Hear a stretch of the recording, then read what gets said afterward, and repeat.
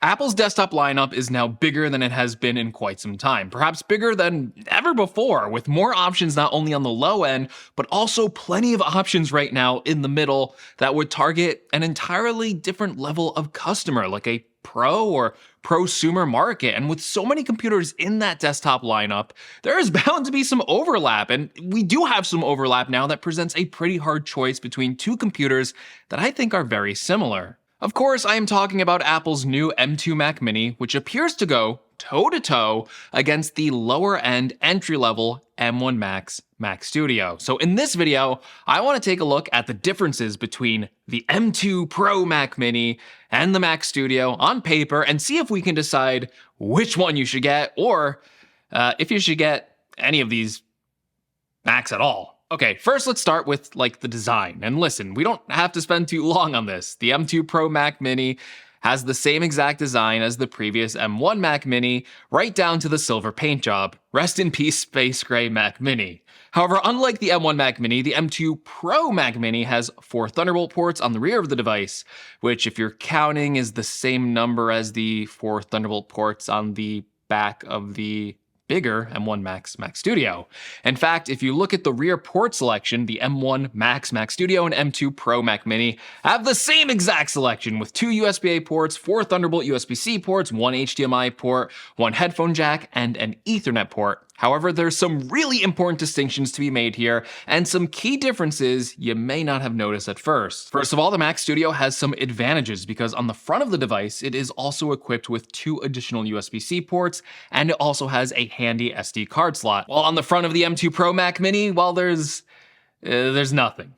Secondly, the Ethernet port on the Mac Studio is a 10 gigabit Ethernet port, while the one that comes on the M2 Pro Mac Mini is just a gigabit Ethernet port, with the option for a 10 gigabit Ethernet port being a $100 add-on. Remember that little detail for later in the video when we go over the higher end configuration pricing, because with that little add-on, it kind of makes I'll just say the pricing's very interesting. Now, it's not a clear win for the Mac Studio because while it does have more ports and a better Ethernet port by standard, it does have a worse HDMI port on the Mac Studio. It only supports HDMI 2.0, and you can't spend money to upgrade the HDMI port. The new M2 Pro Mac Mini has a higher-end HDMI 2.1 port, which not only gives it support for higher resolution 8K displays at 60 Hz, but it also equips this Mac Mini to now handle 4K displays at faster refresh rates. The M2 Pro Mac Mini's HDMI port can support 4K at a blistering fast 240 Hz. That's gonna be like a super smooth display if you have one of those monitors. While the HDMI port on the Mac Studio, again, it's a 2.0 port, so it only supports 4K at 60 Hz. All right, let's discuss the configurations because this is where the choice between these two computers can get really, really confusing. First, let's start off with the easier part, and that is that when it comes to pricing options, the M2 Pro Mac Mini has better options than the Mac Studio. The M2 Pro Mac Mini starts at $1,299, which is $700 cheaper than the base model Mac Studio, and it comes with the same 512 gigabytes of starting storage, but the starting memory on the Mac Studio is higher at 32 gigabytes. The M2 Pro Mac Mini starts at 16 gigabytes. Of course, for the lower price point, the M2 Pro chip does come with some specs kind of disabled compared to the higher-end M2 Pro chip. Namely, it comes with a 10-core CPU and a 16-core GPU instead of the 12-core CPU and 19-core GPU that you can find on the extra $300 option. And while you might seem hesitant about going for that lower core option at first, I actually think that lower core option might be the secret Mac Studio killer. And that's because even though both the Mac Studio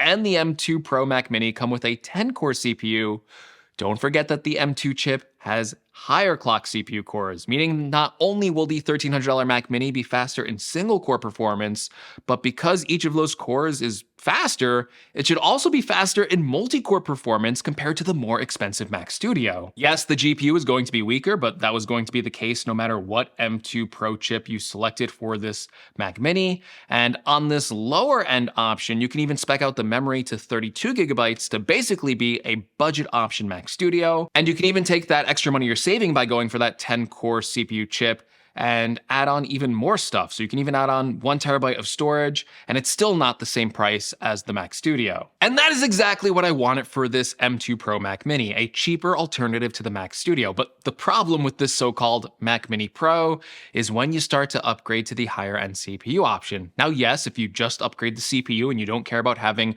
more than 16 GB of memory, this is still kind of like an easy recommendation. That's because it still comes in at a lower price point. It's $400 less than the Mac Studio, and you get a 12-core CPU now, meaning that's 2 more CPU cores than what is available on the M1 Max chip for the Mac Studio, and this CPU should be noticeably faster than the Mac Studio in CPU performance.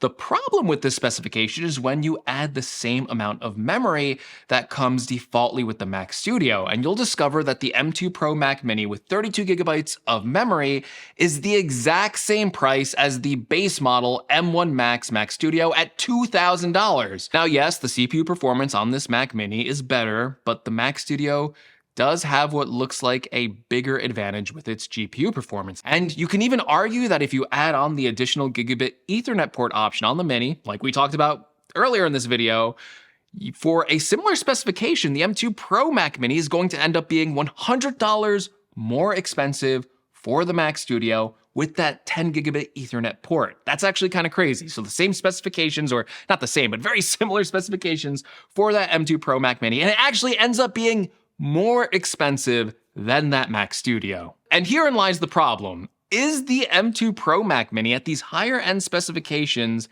a bad deal compared to the Mac Studio without ports like the SD card slot or the additional USB-C ports? Or is the Mac Studio a worse version of the Mac Mini that lacks some nice upgrades like the HDMI 2.1 port?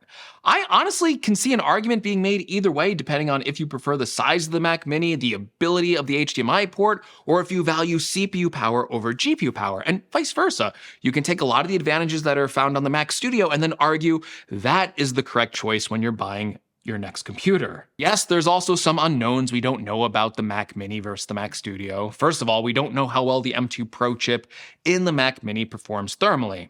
All we know is that the current M1 Mac Mini doesn't break a sweat with its current cooling system, but we also know that the regular M2 chip runs slightly hotter than the M1 chip, and it's very safe to assume that M2 Pro chip is going to run even hotter than that. So is the cooling system in this smaller Mac Mini adequate enough to handle all of that performance? Or will that 12-core GPU thermal throttle during longer sustained workloads? That one single detail could mean all the difference between recommending the Mac Studio over the Mac Mini. However, let's assume there's no performance issues with this M2 Pro Mac Mini, considering the insane headroom the thermal system in the Mac Studio has.